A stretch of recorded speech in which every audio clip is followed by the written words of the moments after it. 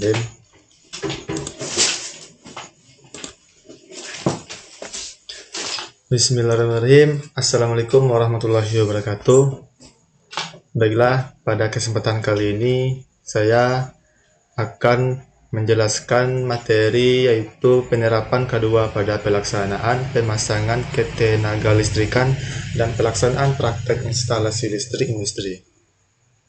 Sebelum itu, perkenalkan, nama saya Riki Saputra dari kelas 2D D3 Teknik Listrik, nomor BP 2101032078 dari mata kuliah K2 dan Hukum Ketenagalistrikan. Baiklah, kita masuk kepada materinya. Yang pertama, pengertian keselamatan ketenagalistrikan atau yang sering kita sebut K2.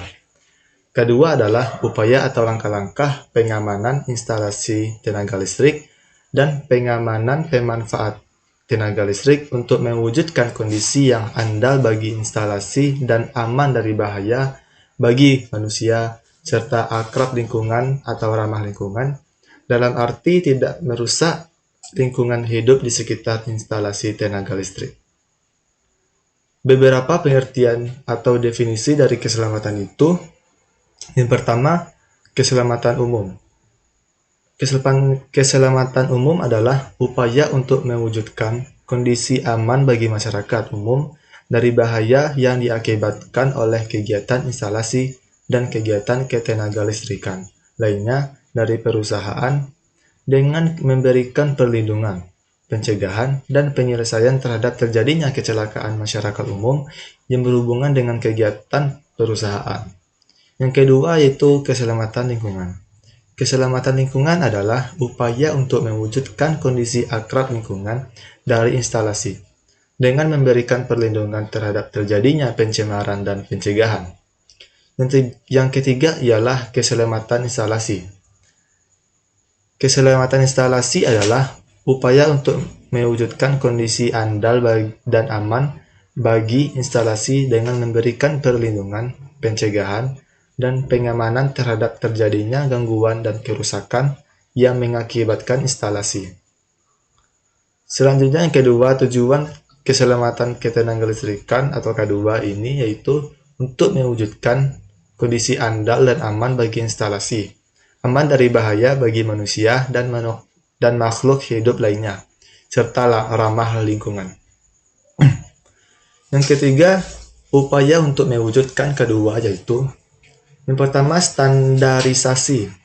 Standarisasi yaitu suatu kelayakan dalam pemasangan instalasi agar tidak terjadinya kecelakaan dan pemasangan dalam instalasi. Yang kedua ialah penerapan 4 pilar, yang diantaranya yaitu keselamatan umum, keselamatan instalasi, keselamatan kerja, dan keselamatan lingkungan. Yang ketiga yaitu sertifikasi. Sertifikasi ini adalah hasil pekerjaan kita atau orang yang ahli dalam bidang itu, atau layak untuk dioperasikan hasil pekerjaan berkompetensi tenaga listrik.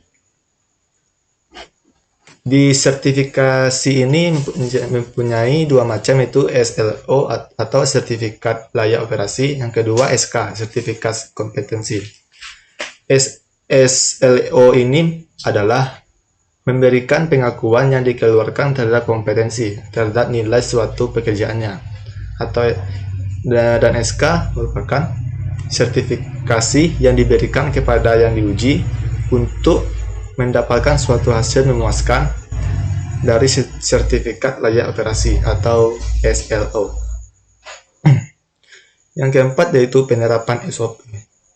Penerapan SOP ini merupakan panduan urutan atau langkah-langkah untuk melaksanakan suatu pekerjaan agar hasil yang diperoleh sesuai dengan target yang ditentukan. Yang kelima, adanya pengawasan pekerjaan. Selanjutnya, yang keempat adalah penerapan K2 pada pelaksanaan praktek instalasi listrik industri.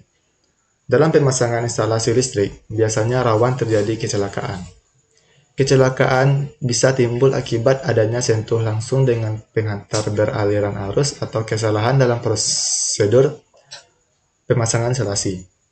Oleh karena itu, perlu diperhatikan hal-hal yang berkaitan dengan bahaya listrik dan tindakan keselamatan kerja. Ini beberapa penyebab terjadinya kecelakaan listrik, diantaranya yaitu yang pertama, kabel atau hantaran pada instalasi listrik terbuka dan apabila tersentuh akan menimbulkan bahaya kejut. Yang kedua, jaringan dengan hantaran telanjang. Yang ketiga, peralatan listrik yang rusak. Yang keempat, kebocoran listrik pada peralatan listrik dengan rangka dari logam. Apabila terjadi kebocoran arus dapat menimbulkan tegangan pada rangka atau bodi. Yang kelima ialah peralatan atau hubungan listrik yang dibiarkan terbuka. Yang keenam, penggantian kawat sekring yang tidak sesuai dengan kapasitasnya sehingga dapat menimbulkan bahaya kebakaran. Yang ketujuh, penyambungan peralatan listrik pada kotak kontak atau stop kontak dengan kontak tusuk lebih dari satu atau bertumpuk. Selanjutnya, penerapan K2 pada saat akan melakukan praktek, yaitu diantaranya yang pertama, pekerja harus melakukan pengecekan terhadap lingkungan tempat praktek, sehingga dapat disesuaikan dengan APD yang akan digunakan. Yang kedua, mempersiapkan alat dan bahan yang diperlukan dalam melakukan praktek instalasi industri. Yang ketiga, dalam praktek instalasi listrik, kita harus bekerja secara baik dan benar dengan mengikuti SOP yang ada. Yang keempat, setelah melaksanakan praktek, pekerja harus mengecek hasil prakteknya supaya tidak terjadi kesalahan atau kerusakan pada suatu pengujian. Nah, pada materi ini ada pada penerapan kedua pada pelaksanaan pemasangan ketenaga listrikan dan pelaksanaan praktek instalasi listrik industri ini mempunyai beberapa langkah keselamatan kerja sebagai berikut.